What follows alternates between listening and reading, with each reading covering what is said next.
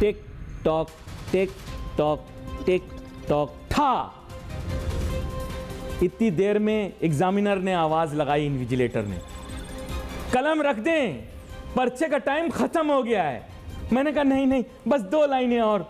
उन्होंने कहा नहीं, दे दें वरना आपका पर्चा कैंसल कर दूंगा, वक्त खत्म हो चुका है, कलम छोड़ दें। मैंने कहा मैं प्रिंसिपल का भतीजा हूं। उन्होंने कहा इससे कोई फर्क नहीं पड़ता, वक्त खत्म हो गया है। मैं कोशिश करके 2-3 लकीरें पेपर पे बना रहा था कि उन्होंने पर्चा खींच लिया। मेरे हाथ से पर्चा निकल जाने के बाद मुझे अंदाज़ा हुआ कि अब जो कुछ लिखा है नंबर उसी पे मिलेंगे। अब मैं क्या करूं? बिल्कुल इसी तरह हुकूमत का भी टाइम मेरे ख्याल से आज नहीं तो कल ख़त्म हो जाएगा। फिर उसके बाद नंबर उसी पे मिलेंगे जो काम किया है। ये भी बड़ी अजीब सी चीज़ है। जब पीटीआई की गवर्नमेंट जाने वाली थी तो भी मैंने कहा था टिक टॉक था। और उसके बाद आप देखें कि डब्बू जो है, उस जैसे जो फिरौन थे, डब्बू जानते हैं ना आप, एक डब्बू भी था पीटीआई की हुकूमत में। डब्बू जैसे फिरौन जो थे उनको भी अपने मुंह पे लानत भेजनी पड़ रही है आज की तारीख में, क्योंकि ओहदा और इख्तियार छिन जाए तो फिर उसके बाद बड़ा बुरा होता है।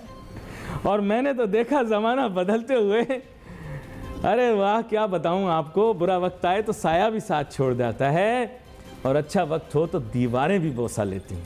बस ये ज़माना है। छोड़ो, सियासत हमारा मौजू नहीं, हमें क्या पड़ी इस मौजू पर बात करने की, बिज़नेस का प्रोग्राम करने का। जहाँ बहुत सा खमियाजा भुगतना पड़ता है वहाँ पर एक फ़ायदा ये भी तो है कि दुनिया जहाँ में जो हो रहा हो हमको क्या, हम तो बिज़नेस पे बात करें।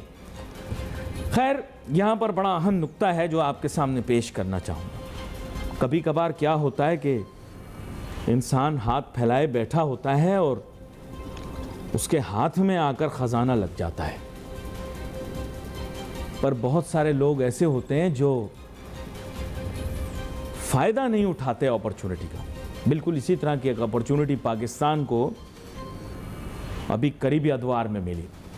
हिंदुस्तान ने नॉन बासमती राइस की एक्सपोर्ट पर बैन लगा दिया। उनकी सियासी वजूहात हैं, भाजपा की हुकूमत ख़तरे में, वो लोग भी इसी तरह की हरकतें कर रहे हैं। राहुल गांधी को बंद कर दिया उन्होंने और तमाशे कर रहे हैं, है ना। और मोदी जी के भक्त तो हमारा प्रोग्राम बहुत ज़्यादा देखते हैं, इसमें से क्लिपें निकाल के इंडिया में चलाते हैं, मुझे मशहूर करने की कोशिश करते हैं। खैर, to cut the long story short, उनको ये था कि अगर स्टेपल डाइट यानी कि ये नॉन बासमती चावल महंगे हो गए तो आवाम कहेगी कि चावल महंगा कर दिया और वोट नहीं पड़ेगा। पाकिस्तान को मिल गया इसका एक अपॉर्चुनिटी, अब हम उस गैप को पूरा कर दें। लेकिन उसको हमने किस हद तक उस गैप से पैदा होने वाली शॉर्टेज को इस्तेमाल करके फ़ायदा उठाया, इसके बारे में बात करेंगे। आज हमारे साथ बहुत ही अहम मेहमान शामिल गुफ्तगू हैं। जनाब अनवर मियाँ नूर साहब, सीनियर वाइस चेयरमैन रीप, और इसके अलावा बहुत से अहम ओहदों के ऊपर फाइज रहे हैं तिजारती तंजीमों में। वेलकम करता हूँ आपको शो में। अस्सलाम वालेकुम वली नासिर। वालेकुम अस्सलाम। अब बात कुछ ऐसी है कि इस शोबे में महारत भी आप रखते हैं, तिजारत भी आप करते हैं। मुझे ये बताएं कि ये जो इतना बड़ा हमें एक गैप मिला, उसको फुलफ़िल करने के लिए हम उसका फ़ायदा उठा सकते थे, किस हद तक फ़ायदा उठाया और कितने अरब डॉलर तक हमारी एक्सपोर्ट बढ़ सकती है? जी अली, देखें, जब इंडिया की तरफ से ये बैन जो है उसका अनाउंसमेंट हुई तो हमारे पास क्रॉप अवेलेबल नहीं थी। क्रॉप हमारी जो है, नई क्रॉप जो है इंशाअल्लाह पंजाब से इरिस 6 की नॉन बासमती राइस की, वो आफ्टर 15 अगस्त उसकी अराइवल है। और जिस तरीके से हमने उसकी प्लानिंग करनी चाहिए थी, जो इसको जिस तरीके से इसको इनकैश करना है, वो अनफॉर्चुनेटली हम नहीं कर सकें।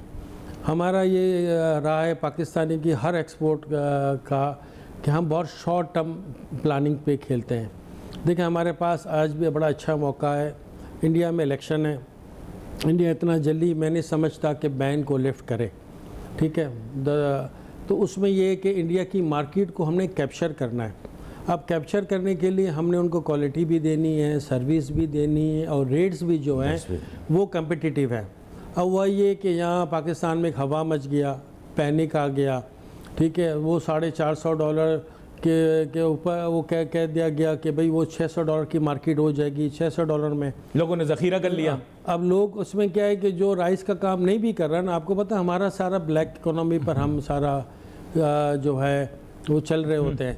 फिर यहाँ गुड गवर्नेंस नहीं है, स्टेट कहीं नज़र नहीं आती है। पिछले आप देख लें पिछले 10-12 महीनों में कि हुकूमत अपने ही मसलों में उलझी रही है, IMF के इशू चलते रहे हैं। तो एक्चुअली देखें, अगर आज rice course rice ERI-6 market खुलती है ₹250 और लोगों को अगर ₹200 का राइस जो हम खाते भी नहीं है, जी जी, अगर वो मिलेगा तो ये हमारे लोगों के साथ बड़ी जाती है। देखिए पिछले साल मैं आपको बताऊं, लास्ट ईयर हमने 2.1 बिलियन का $US का टारगेट अचीव किया। इससे लास्ट मेरे टेन्योर में हमने 2.5 बिलियन का था। लास्ट ईयर आपको पता है फ्लड आया, सिंध की ERI-6 जो है मेन जो एक्सपोर्ट होती है, अब लास्ट ईयर जो है 3.1 मिलियन टन हमने एक्सपोर्ट किया और 0.5 मिलियन बासमती और अदर वेराइटीज़ और 386 और वो हमने एक्सपोर्ट किया। इस साल देखें अल्हम्दुलिल्लाह मैं आपके तवज्जो से लोगों को ये बताना चाह रहा हूँ कि हमारी बहुत अच्छी क्रॉप है, बहुत अच्छी क्रॉप है अल्हम्दुलिल्लाह, और 5.5 मिलियन तक हमारा इंशाल्लाह ताला ये एक्सपोर्ट होगा, ठीक है। और ये हम इस साल इंशाल्लाह ताला हम $3 बिलियन क्रॉस करेंगे। लेकिन एज्ड राइस की वैल्यू होती है ना, लास्ट ईयर आपने बताया था जब आप आए थे, आपने कहा था एज्ड राइस की वैल्यू ज़्यादा होगी। वो देखें वो है बासमती की हम करते हैं 5 लाख टन साल का पर, ठीक है।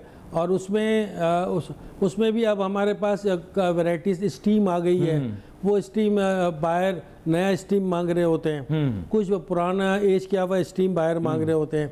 अभी पूरा देखें कोविड के बाद पूरा एक डायनामिक चेंज हो गई है। अब जो कुवैत का कस्टमर था वो जो सुपर कर्नल बासमती 2 साल पुराना मांगता था, आज वो ERI-6 लॉन्ग ग्रेन राजी है, ठीक है ना। तो ये भी एक मार्केट की बहुत बड़ी चेंज आई है। मैं आपके तवज्जो से ये कहना चाहता हूँ हुकूमत को भी, और कि एक तो देखें अगर बाहर के लोग आकर अगर ये अपना ये पैसा जो है जो जिनका ये ट्रेड ही नहीं है और वो स्टॉक करेंगे तो लोगों को जो है वो पाकिस्तान की भी एक 250 मिलियन की पॉपुलेशन है, उनको भी चाहिए। फिर साथ साथ हम बॉर्डर को नहीं रोक सक रहे हैं। अफगानिस्तान की बॉर्डर और ईरान की बॉर्डर वो स्मगल्ड हो रहा है बड़े पैमाने पर। वो भी आप समझ लें कि हमारे रेवेन्यू में हमारे रीप के मतलब हमारे राइस एक्सपोर्ट में $0.5 बिलियन से ज़्यादा है जो रिफ्लेक्ट नहीं हो रहा, जो स्मगल्ड हो रहा है। हर चीज़ इंपोर्ट हो रही है ईरान से, आ रही है लेकिन 2 नंबर से आ रही है, हम ड्यूटी नहीं पेमेंट करते हैं या वो उसके लिए कोई है नहीं। अभी गवर्नमेंट ने बार्टर जो अनाउंस किया है उस पर भी अभी तक इम्प्लीमेंटेशन नहीं हुई है। ये रीज़न उस मार्केट की बात करने का इसलिए क्योंकि वो राइस हीटिंग है जी, वो बहुत ज़्यादा एक्सेसिवली राइस को यूज़ करते हैं। देखें इधर भी राइस हीटिंग नेबर है, उधर भी राइस हीटिंग नेबर है, लेकिन यहाँ पर इंडिया में राइस प्रोडक्शन हो रही है, वहाँ पे राइस प्रोडक्शन नहीं है, तकरीबन नहीं मैं कह लूँ। उनकी अपनी इंडिजिनस प्रोडक्शन इतनी नहीं है जो मेरी अंडरस्टैंडिंग है ईरान की। तो वहाँ पर आप बता रहे थे कि डिमांड एग्जिस्ट करती है, ताहम चीज़ें स्मगलिंग की नज़र हो गई हैं। तो इसको किस तरह से रिजॉल्व करें? आपका इतना पोरस बॉर्डर, बल्कि कल के प्रोग्राम में भी हम यही बात कर रहे थे कि ये किस तरह का स्मगलिंग कौन सा ट्रेड होता है। वैसे कुछ लोग लिखते हैं, बाकायदा प्रोफेशन लिखते हैं। मैं आपको बताऊं उन इलाकों में जाएं, उनसे पूछें आपका प्रोफेशन क्या है, वो कहते हैं आई एम स्मगलर, मैं बड़ा बाइज्जत शख्स हूँ। तो आप मुझे ये बताएं कि ये स्मगलिंग की रोकथाम करें और उसके बजाय रेगुलर ट्रेड करें, बेहतर नहीं रहेगा? अभी हमारे प्राइम मिनिस्टर साहब ने इनिशिएटिव लिया था बार्टर ट्रेड का। काफ़ी अरसे से ये बार्टर ट्रेड का प्रपोजल चल रहे थे लेकिन इम्प्लीमेंट नहीं हो रहे थे। बॉर्डर मार्केट्स का चल रहा है, बॉर्डर मार्केट्स का देखें, ईरान जो है वो तो फुल फ्लैश इंटरेस्टेड है। मैं चाबार गया हूँ पर्सनली, गब बॉर्डर से बाय रोड गया हूँ। अगर आप इनका चाबार का इंडस्ट्रियल स्टेट देख लें कि जिस कौम ने 40 साल तक वॉर लड़ी हो और उसने जो चाबार किश तो नहीं नहीं, क्या बात कर रहे हैं आप, इनकी क्या औकात है? हमारा गवादर है सब कुछ, सारी दुनिया गवादर आएगी, वो तो जंगल है, वहां क्या बना हुआ है? अच्छा बना हुआ है क्या?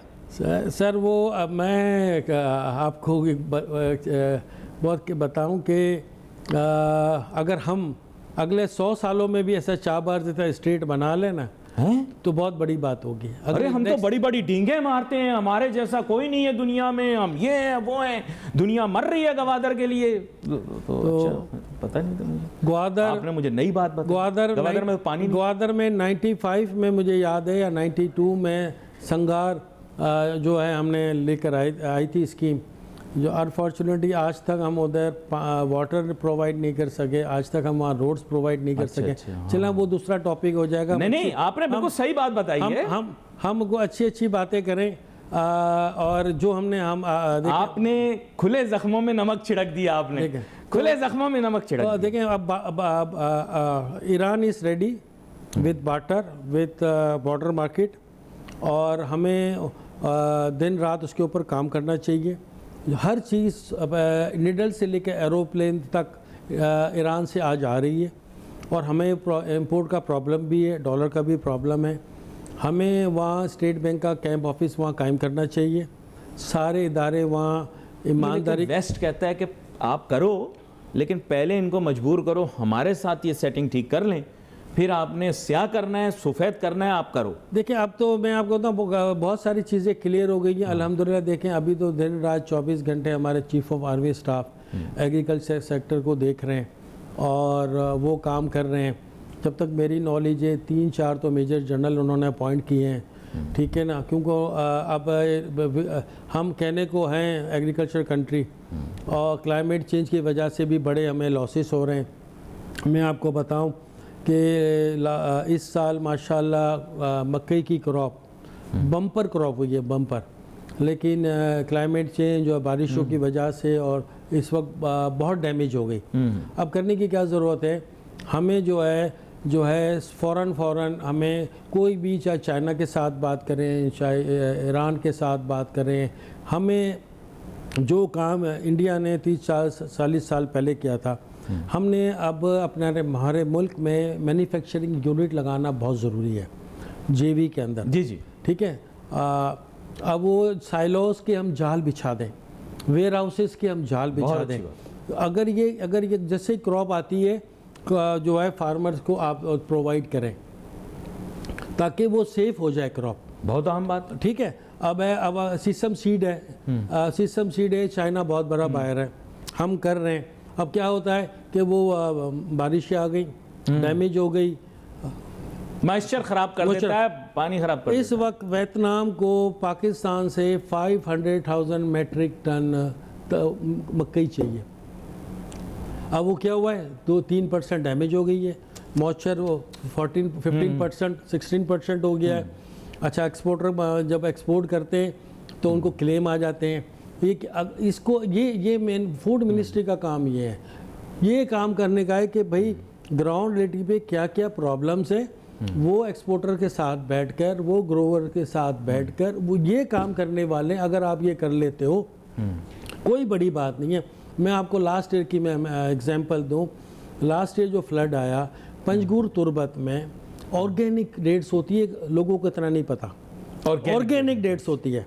पाकिस्तान आर्मी ने एक यूनिट लगाया है, ठीक है, मैं खुद गया हूँ, मैंने पर्सनली वो विज़िट किया है, और वहाँ के लोगों के लिए लगाया है ताकि वहाँ के लोगों को बेनिफिट मिले। जी जी जी। 35,000 टन हमारी जो है लास्ट ईयर वो डैमेज हो गई। ठीक है, कितनी क्योंकि रेन जो है वो बिल्कुल नहीं टॉलरेट कर सकती है, कितनी बड़ी बदकिस्मती की बात है। हम बलोचिस्तान करते हैं, इतने सारे चीफ मिनिस्टर आए, किसी ने कोल्ड स्टोरेज वहाँ नहीं दिए। तुर्बत में एक कोल्ड स्टोरेज है, सिर्फ एक। पाकिस्तान आर्मी ने अभी एक कोल्ड स्टोरेज लगाया, वो खुद यूज़ कर रहे हैं जी, ठीक है ना। तो ये जो काम करने वाले ना, जो वो हम कर नहीं पा रहे, कर नहीं रहे।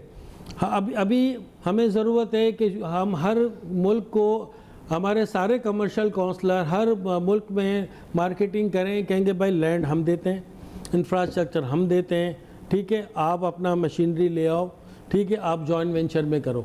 आप यहाँ टिश्यू इंपोर्ट कर रहे हो, आप चॉकलेट इंपोर्ट कर रहे हो, आप हर चीज़ यहाँ से 100% ब्रोकन राइस चाइना हमसे इंपोर्ट कर रहा है। वैल्यू एडिशन में वो राइस नूडल भी बना रहा है, राइस से और वैरायटी भी बना रहा है, ठीक है, वो लिकर भी बना रहा है, सही है। तो ये जापानी तो पता नहीं क्या क्या बना रहे हैं। देखिए, तो मैं आज आपके साथ बात हो रही है और आज मेरा ख्याल है हुकूमत का आखिरी दिन है, नई आने वाले प्राइम मिनिस्टर और नए, मतलब मैं तो स्टेट अवे, अल्लाह के बाद अगर मैं देखता हूँ तो मैं तो पाकिस्तान आर्मी को देखता हूँ भाई, क्योंकि वो लोग चीज़ों को जो है ना वो लेकर चल रहे होते हैं। अभी जो एग्रीकल्चर सेंटर में अभी पंजाब में लैंड्स ऑफर कर रही है आर्मी, बड़े बड़े कॉर्पोरेट सेक्टर को, चाइनीज़ भी आ रहे हैं इंशाल्लाह ताला, तो ये एक बहुत बड़ी गेम चेंजर आप अमेरिकन को लाओ। मैं आपको सही बात बताऊं, मैंने अभी कैलिफोर्निया देखा, मैं यहाँ पर वो पाक स्टडीज़ की किताब में जो फजूल बकवास लिखी हुई थी मैंने वो पढ़ी हुई थी, मुझे लग रहा था पाकिस्तान के अलावा दुनिया में और कुछ है ही नहीं। अब जाहिर बात है जब मैं वहाँ गया और आप भी गए हैं, आप देखिए सारी चीज़ें, तो बात यह मैंने जब लार्ज स्वथ्स ऑफ लैंड देखे मैं हैरान रह गया। वहाँ रेगिस्तान में भी फार्मिंग हो रही है, वहाँ ऐसी वैलीज़ हैं जहाँ पर वाटर रिजर्वायर बने हुए हैं। एक रियासत है अमेरिका की, एक रियासत भाई, एक रियासत पूरे पाकिस्तान पर मेरे ख्याल को 10 गुना ज़्यादा भारी होगी सिर्फ एग्रीकल्चर के अंदर। दुनिया में अगर वो एक मुल्क होता तो छठी बड़ी इकॉनमी होती। एग्री बेस्ड सर, अरबोपति लोग हैं वहाँ पर, एग्री बेस्ड। आलमंड की हाफ प्रोडक्शन जो है वो वहाँ पर होती है। आप किसी दुनिया की चीज़, ये जो इतनी बातें करते हैं ना, सारा नौजुबिल्ला कहते हैं सारी नेमतें पाकिस्तान के पास, यकीन करें मैंने वहाँ पर देखा और मुझे ये एहसास हुआ कि हम जो बातें कर रहे हैं ये सिर्फ अपने दिल को खुश करने के लिए। आप नाम लें किस चीज़ का, जिस चीज़ का आप नाम लेंगे वहाँ पर मुयस्सर। अच्छा, वो हमसे सीखते भी हैं, अगर वो देख रहे हैं हमें कि हम ये राइस की वो कर रहे हैं, वहाँ नहीं है, भले पैकेजिंग प्लांट्स बहुत अच्छे लगाती, इतना सिख वहाँ बैठा हुआ है, इतना सिख सर, पूरा पंजाब का सिख उठ के वहाँ पर आ गया, फार्मिंग कर रहा है, खेती कर रहा है। पाकिस्तानी कितने बैठे हुए हैं वहाँ पर, आपकी बिरादरी के लोग बैठे हुए हैं जो वहाँ पर राइस के ऑर्डर्स लेते हैं, क्योंकि वहाँ पर बहुत सारी जगहों पर इम्पोर्ट के ऑफिस नहीं है, वो डायरेक्ट यहाँ वाले आपके बिजनेसमैन इतने तेज, पाकिस्तानी बहुत तेज लोग हैं, वो कहते हैं हम बेवकूफ़ हैं, गलत कहते हैं। हमारे मुल्क में गलत बोल रहा हूं, बहुत टैलेंट है, यंग जनरेशन है, और हमें अगर कोई सही तरीके के साथ प्लानिंग और इम्प्लीमेंटेशन हो जाए और पैसा सही उस पर लग जाए, इस वक्त हमें सख्त ज़रूरत है। वो पैसे देंगे सर, चाइनीज तो डड्डू भी खा जाते हैं, सांप भी खा जाते हैं। देखिए यूएस एड तो देखें, हम उनके आगे क्या चीज़ है? यूएस एड तो अपने प्रोग्राम कर ही रहा है, कर रहा है ना सर, मुसलसल कर रहा है, मुसलसल कर रहा है।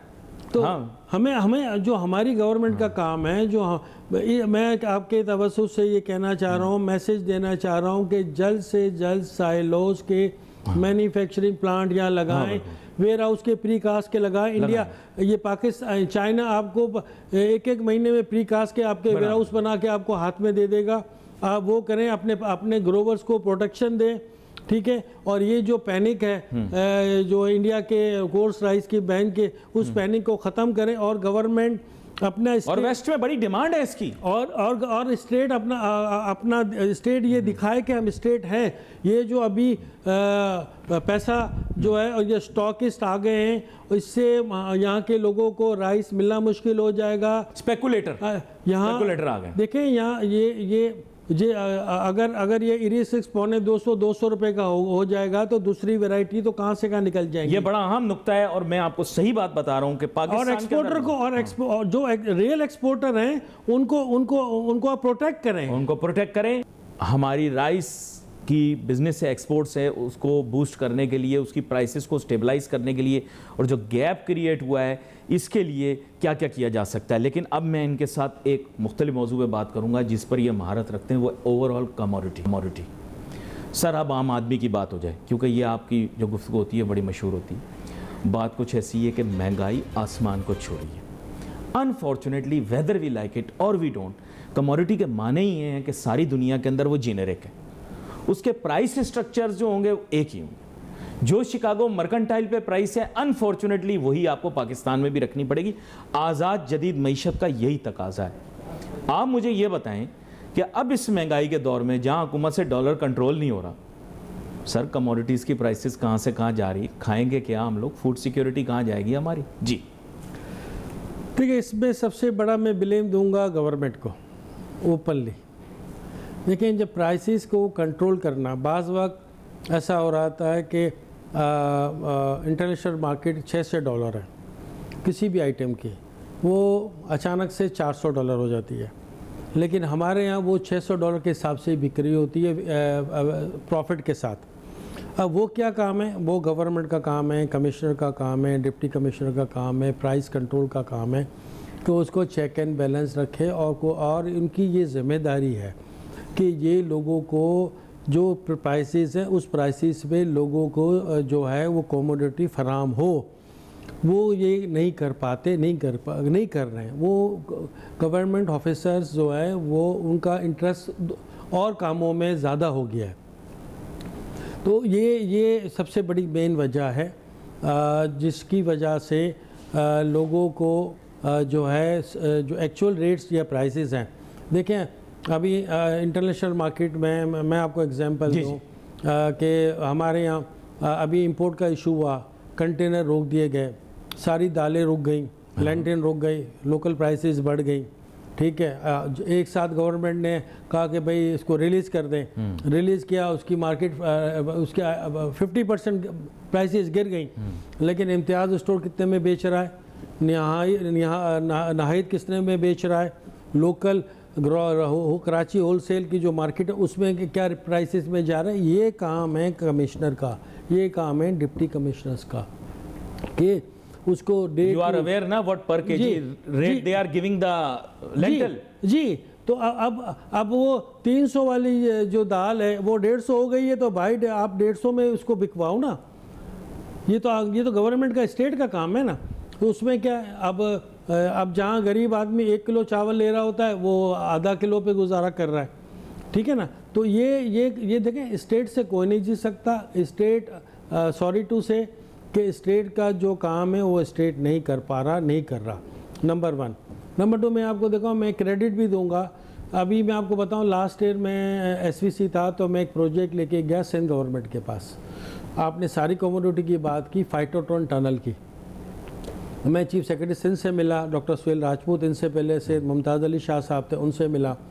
उनको मैंने प्रेजेंटेशन दी कि भाई ये फाइटोट्रॉन टनल एक बहुत बड़ा गेम चेंजर होगा, सिंध में आप इसको लगाएं। ये क्या चीज़ है? ये कि जो हम सीड की रिसर्च करते हैं वो 8 से 9 साल में होती थी है। अगर वो फाइटोट्रॉन टनल हम इसको यहाँ इम्प्लीमेंट कर लेते हैं, लगा लेते हैं इस प्रोजेक्ट को, तो 1 साल के अंदर ये इसकी सीड की रिसर्च हो जाएगी और ये मार्केट में आ जाएगी। इसके साथ साथ फिर मैंने इनको कहा कि इसको आप फ्रूट और एक सिंध सीड बोर्ड भी तो है, सिंध सीड बोर्ड भी है, उसमें मैं बाद में आता हूँ। तो ये अब इसमें क्या है कि इसको फिर मैंने इंक्लूड करवाया जो है फ्रूट्स एंड वेजिटेबल के लिए भी। अब माशाल्लाह हमें बहुत अच्छे सेक्रेटरी मिल गए, सेक्रेटरी एग्रीकल्चर एजाज़ मैसर साहब, बहुत ही डायनामिक पर्सनैलिटी है, डेड ऑनेस्ट बंदा है, काम करने वाला आदमी है। उसकी समझ में आया, उन्होंने फ़ौरन इस प्रोजेक्ट को उठाया। अल्हम्दुलिल्लाह अल्लाह के करम से जो है वो 350 मिलियन अब लास्ट वीक हमारे अकाउंट में आ गए, 35 करोड़ रुपया आ गया। अब हम नेक्स्ट मंथ जा रहे हैं इसकी इम्प्लीमेंटेशन के लिए, इंटरनेशनल टेंडर कर रहे हैं। ये हमने डोकरी में 20 एकर्स लैंड के ऊपर इसको हम लगा रहे हैं, रिजर्व किए। सीड डेवलपमेंट का यानी एक प्रोजेक्ट है, जैसे यानी सीड के मुतालिक हमें जल्दी पता लग जाए। राइस के अलावा फ्रूट्स वेजिटेबल, ये सिंध गवर्नमेंट को क्रेडिट जाता है, सैयद मुराद अली शाह साहब को क्रेडिट जाता है, जिन्होंने ये इमीडिएटली इस प्रोजेक्ट को जो समझा भी और इसके लिए ऑर्डर पास किए। और ये माशाल्लाह अब हम इम्प्लीमेंट, अब ये इंशाल्लाह हम अच्छा इसमें मैं कोशिश कर रहा हूँ सिंध गवर्नमेंट के साथ जो मैं कि इसको BOT पे लाएं, build operate and transfer 10 years के लिए, क्योंकि ये एक नई टेक्नोलॉजी पाकिस्तान में आ रही है। ठीक है, किसी को इसका इनिशिएटिव पंजाब ने भी लिया था लेकिन पंजाब में रुक गया। ठीक है, अब इसको हम इंशाल्लाह ताला मैं इस पर लगा हुआ हूँ दिन रात और कोशिश कर रहा हूँ कि ये प्रोजेक्ट आज लग जाए और ये 10 साल के लिए जो भी आए हमारे लोगों को ट्रेन भी करें, स्किल्ड भी करें। और ये फिर ये आप देखिएगा इंशाल्लाह ताला हम क्रॉप जो राइस की क्रॉप भी है ना 2 दफ़ा ले रहे होंगे, सेकंड टाइम थर्ड टाइम ले रहे होंगे। हमारे फ्रूट्स वेजिटेबल सबकी जो है वो क्रॉप में जो है वो इंशाल्लाह ताला बहुत बेहतरी भी आएगी, क्वालिटी में भी आएगी, प्रोटेक्शन में भी आएगी। तो ये इस तरह के प्रोजेक्ट हमें इस वक्त चाहिए, पूरे मुल्क के लिए चाहिए। बलूचिस्तान को माइनस किया हुआ है, ठीक है। अब पंजूर आज इस हुकूमत का आखिरी दिन होगा, इसलिए मैं आपके तवज्जुह से, जिन्होंने इस मुल्क को चलाना है, और आप समझ गए होंगे, आपने प्रोग्राम में उनका जिक्र भी किया, उन्होंने एग्रीकल्चर को अपनी टॉप प्रायोरिटी अभी इस वक्त बनाया हुआ है as far as Pakistan economy is concern. जनाब अनवर मियाँ नूर साहब के सजेशंस आपके सामने मौजूद हैं, और सर अब इस काम को हमें करना पड़ेगा। मेरे ख्याल 3 महीने या 90 डेज़ हमें मिलते हैं। फर्स्ट प्रायोरिटी और पॉलिटिकल गवर्नमेंट जब आती है वो देखा जाएगा, लेकिन अभी जिन लोगों ने जिम्मेदारी ये लेनी है, आपकी सजेशन पे अमल करके मैं एक सलूट भी मार के उन्हें कहता हूँ कि सर ये काम हो जाए। हम गांव देहात की भी आवाज़ हैं, इससे रूरल इकॉनमी डेवलप करेगी। जी मैं आपसे कहता हूँ सिर्फ 1-2 काम जो है ना वो मेरा ख्याल ये सिर्फ ये जो काम है ना, ये जो है ना पाकिस्तान आर्मी कर सकती है और इनसे करवा सकती है। वो ये है कि आपके कोल्ड स्टोरेज, मैं आपको बताऊं जी कि बड़ी बदकिस्मती से आजकल हम लोग जो है वो अफ़गानिस्तान से टोमेटो इंपोर्ट कर रहे हैं, ठीक है। 12-12 बिलियन के टोमेटो हम जो है हम मंगवाते हैं, कभी ईरान से, कभी अफ़गानिस्तान से। अगर आज अफ़गानिस्तान से रुक जाए तो 500 रुपये किलो टमाटर आपको मिलेगा। लाड़काना में एक जगह है डिमरा, उसमें उधर 35,000 एकड़ पे होता है टोमेटो, और जब होता है ना तो तौबा अस्तगफिरुल्लाह, अल्लाह माफ़ करे, हम रिज़्क़ को पाँव फेंकते रोंद रहे होते हैं। अब अगर वहाँ कोल्ड स्टोरेज हो, अगर वहाँ हम हमारे प्रोसेसिंग यूनिट लोकल हो, पल बन रहा हो, वैल्यू एडिशन में हो, तो वहाँ के लोगों को क्या आप देखेंगे उन लोगों को क्या रोज़गार मिलेगा, उनकी कमरे कैसी सीधी हो जाएंगी, उनको हाथ नहीं फैलाने पड़ेंगे। तो ये काम है करने वाले लड़कानों के लिए, ये काम करना ज़रूरी है। अब लाड़काना में 200 एकड़ का इंडस्ट्रियल एस्टेट है। सीएम साहब ने बहुत ही इसमें काम किया और वो पेंडिंग पड़ा हुआ है। हमने मीटिंग्स भी की। मैं लास्ट ईयर मैंने इस प्रोजेक्ट को उठाया था सिंध गवर्नमेंट के साथ, और मैंने कहा था कि 200 एकड़ लैंड जो है आप रीब को दे दें, हम आपको 18 महीने में 25 से 30 यूनिट लगा के दे देंगे, कॉमोडिटी के सारे लगा के दे देंगे। और वो आटे की मिलें भी लगा देंगे, राइस प्रोसेसिंग, वो 1 मिलियन की प्राइस उन्होंने रखी थी, ठीक है। मैंने उनको कहा मुझे 50 लाख रुपए एकड़ में दे दें। वाकई में मैंने उनको, हमें 50 लाख रुपए एकड़ में दो, हम लेने को तैयार है हमसे, और हम आपको 30 से 40 इंडस्ट्री आपको वहाँ लगा के दे देते हैं। उन्होंने कहा आपको आप बिलावल साहब से मिलें, बिलावल साहब उसका फैसला करेंगे, और किसी के हाथ में नहीं है। तो अब ऐसे ही पड़ा हुआ है, ऐसे ही पड़ी हुई है लैंड। ये बड़ा अहम नुक्ता है। बिलावल साहब भी प्रोग्राम अगर देख रहे हो, तो गुजारिश यही होगी कि बिलावल साहब ये काम शहर लाड़कानों के लिए करना ज़रूरी है। ये बड़ा तारीखी शहर है, इसकी बड़ी अहमियत है, क्रेडल ऑफ सिविलाइजेशन। मेरी ख्वाहिश है भाई कि मैं कहता हूँ पंजाब में जिस तरह ओकाड़ा में कंटेनर लगता है ना और वहाँ से एक्सपोर्ट होता है, इस तरह लाड़काना में कंटेनर लगे और लाड़काना से डायरेक्ट एक्सपोर्ट हो। बड़ी बेहतरीन उन्होंने बात की है, और हमारी ख्वाहिश भी यही होगी कि आगे चल के इस पर काम हो और बेहतरी आए। बहुत शुक्रिया जनाब अनवर मियाँ नूर साहब, आप प्रोग्राम में तशरीफ़ लाए। नाज़रीन, wait for messages on Facebook. Ali Nasir हमारी टीम को इजाज़त दीजिए। अल्लाह हाफ़िज़।